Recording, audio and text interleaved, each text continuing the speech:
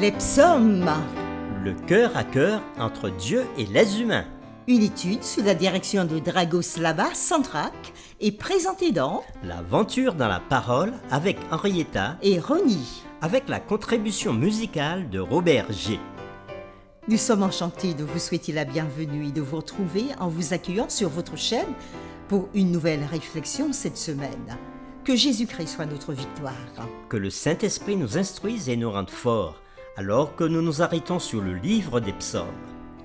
Le livre des psaumes est abordé autour de ce grand thème, les psaumes, le cœur à cœur, entre Dieu et les humains. Et les séries qui ont déjà été étudiées sont la série numéro 1, Comment lire les psaumes, Puis la série numéro 2, Apprends-nous à prier. et la série numéro 3, L'Éternel règne. La série numéro 4, L'Éternel entend et délivre. La série numéro 5, Chanter des cantiques de l'Éternel sur une terre étrangère. La série numéro 6, Je me lèverai. La série numéro 7, Ta miséricorde s'étend jusqu'aux cieux. La série numéro 8, De la sagesse pour une vie pieuse. La série numéro 9, Béni soit celui qui vient au nom du Seigneur. La série numéro 10, Leçon tirée du passé. La série numéro 11, Désirer Dieu en Sion. La série numéro 12, Une adoration infinie. Et aujourd'hui commence la série numéro 13 qui va du samedi 23 mars au vendredi 30 mars 2024 et qui a pour titre Espère en l'Éternel. Les lectures de la semaine comportent le chapitre suivant. Le psaume 27 verset 14, Romains chapitre 8 verset 18 à 25, psaume 131, Matthieu 18 verset 3, psaume 126, psaume 92, Marc 16 verset 1 à 8 et 2 Pierre 1 verset 19. Le texte à mémoriser de cette semaine que nous vous invitons à dire avec nous se trouve au psaume 27, le verset 14. Espère en l'Éternel, fortifie-toi, et que ton cœur s'affermisse. Espère en l'Éternel. Nous vous invitons à le redire avec nous, le psaume 27, verset 14. Espère en l'Éternel, fortifie-toi, et que ton cœur s'affermisse. Espère en l'Éternel. Nous sommes arrivés à la dernière semaine de l'étude de ce trimestre portant sur les psaumes. Le voyage spirituel nous a fait vivre l'expérience de la crainte devant le majestueux Créateur, roi et juge, les joies de la délivrance, du pardon et du salut divin, les moments d'abandon dans le chagrin et les lamentations, les glorieuses promesses de la présence éternelle de Dieu et l'anticipation de l'adoration universelle et sans fin de l'Éternel. Le voyage se poursuit cependant, car nous vivons dans l'espoir de la venue du Seigneur lorsque notre désir de voir Dieu trouvera son accomplissement ultime. S'il y a un dernier mot que nous pouvons tirer des psaumes, c'est « espère en l'Éternel ».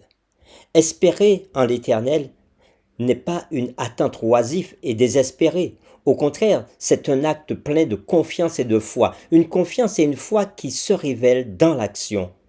Le fait d'espérer en l'Éternel transforme nos nuits obscures en matins d'allégresse. Et c'est ce que nous trouvons au psaume 30, le verset 5. Lorsque le psalmiste nous dit « Car sa colère dure un instant, mais sa grâce toute la vie. Le soir arrivent les pleurs et le matin l'allégresse. » Le psaume 143, le verset 8 nous dit « Fais-moi dès le matin entendre ta bonté, car je me confie en toi.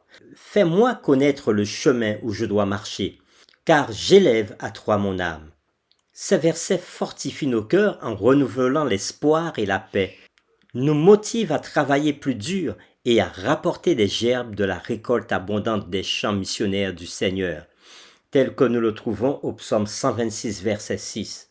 Celui qui marche en pleurant, quand il porte la semence, revient avec allégresse quand il porte ses gerbes. Et Jésus lance un appel aux croyants dans Matthieu chapitre 9, versets 36 à 38. Voyant la foule, il fut ému de compassion pour elle, parce qu'elle était languissante et abattue comme des brebis qui n'ont point de berger. Alors il dit à ses disciples, « La moisson est grande, mais il y a peu d'ouvriers. Priez donc le maître de la moisson d'envoyer des ouvriers dans la moisson. » Nous ne serons jamais dans la honte en espérant en l'Éternel, mais nous serons richement récompensés car le Seigneur est fidèle à toutes ses promesses. Promesses que nous trouvons premièrement au psaume 37, versets 7 à 11. Garde le silence devant l'Éternel et espère en lui. Ne t'irrite pas contre celui qui réussit dans ses voies, contre l'homme qui vient à bout de ses mauvais desseins. Laisse la colère, abandonne la fureur. Ne t'irrite pas, ce serait mal faire. Car les méchants seront retranchés, et ceux qui espèrent en l'Éternel posséderont le pays. Encore un peu de temps et le méchant n'est plus. Tu regardes le lieu où il était, et il a disparu. Les misérables possèdent le pays, et ils jouissent abondamment de la paix. Et au psaume 37, verset 18, nous trouvons ceci. L'Éternel connaît les jours des hommes intègres, et leur héritage dure à jamais. Et au verset 34, espère en l'Éternel, garde sa voie, et il t'élèvera pour que tu possèdes le pays. Tu verras les méchants retranchés. Au psaume 71, verset 1er, nous pouvons voir. Éternel, je cherche en toi mon refuge, que jamais je ne sois confondu. Et au psaume 119, versets 137 et 138, tu es juste, ô Éternel, et tes jugements sont équitables. Tu fondes tes préceptes sur la justice et sur la plus grande fidélité. Le concept d'attente et d'espérance dans le livre des psaumes signifie le fait d'avoir et de démontrer une foi durable. Les croyants sont appelés à attendre du Seigneur l'accomplissement de ses promesses, tout comme Abraham et Sarah avaient été appelés à attendre la bénédiction de l'enfant promis, qui avait finalement été accordée après 25 ans. Et l'expérience de Sarah et d'Abraham, on le retrouve dans Genèse chapitre 12, versets 1 à 4 et dans Genèse chapitre 21, versets 1 à 5. De même, Israël avait attendu la délivrance durant 430 ans en Égypte, avant de partir pour la terre promise. On le voit dans Genèse chapitre 15, verset 13 et Exode chapitre 12, versets 41 et 42. De même, les psalmistes, avec une foi inébranlable, s'étaient accrochés aux promesses de Dieu, tout comme Daniel qui, en accomplissement des 70 semaines de la prophétie de Jérémie, avait attendu le retour des Juifs sur la terre promise. Texte qu'on peut lire dans Jérémie chapitre 29, versets 10 et 11 et Daniel 9, versets 1 et 2. Les Juifs avaient également attendu le Messie promis pendant des centaines d'années jusqu'à ce que la plénitude du temps soit atteinte et que Jésus vienne sur terre en chair et en os. L'attente ou l'espérance se compose de deux variables. La première est l'anticipation de l'accomplissement d'une promesse et la seconde est l'attente que ce qui est promis sera accompli dans un certain délai. Dans la vie, lorsque nous attendons, nous anticipons activement un événement à venir, tel qu'un nouvel emploi, un mariage imminent, la naissance d'un bébé, l'obtention d'un diplôme universitaire, un voyage à venir, une nouvelle nomination, etc.